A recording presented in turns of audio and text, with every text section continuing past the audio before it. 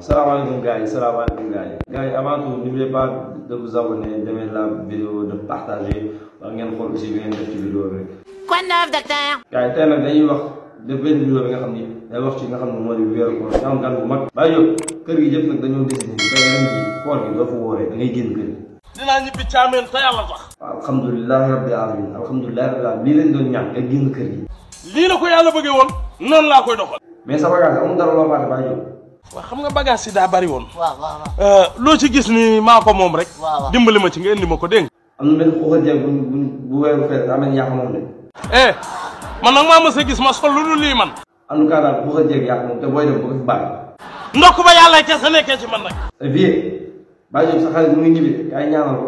foo dem neex nanu foo jublu yàlla bu fa yiwu yàlla jub. yaa sal jalaali wal ikram. Baye Diop ngir yàlla nag boo génnee kër gi bu fi ñëwaat. kër gi ku ma fi gisati yàlla naa saxub génn.